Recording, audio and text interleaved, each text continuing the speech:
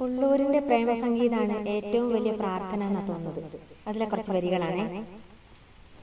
നമോസ്തുതേ മജ്ജീവനദായക നടേശ പരമാത്മൻ നരാഖ്യമങ്ങേ നർത്തക ഗണമതി ഞാനുമൊരൽപാംഗം വേഷമെനിക്കെന്തെന്നു വിധിപ്പതു വിഭോ ഭവൽ ചിത്തം വിശ്വപ്രിയമായി നടനം ചെയ്വതു വിധേയനൻ കൃത്യം അരങ്ങുലയ്ക്കാൻ അരജന്മതിയാം അതിനു കൊഴുപ്പേകാൻ അനുചരനാവാമണിയാടകളൽ അഭിനയമതു സിദ്ധം അകമേ നിലകൊണ്ടതാതു ചുവടുകളാമരുതെന്നു തിരി അടിയനു കാട്ടിത്തരുവോനവിടു നന്യഗ്രഹിക്കാതെ അതൊന്നു കാൺമാൻ മിഴികൾ തുറന്നാൽ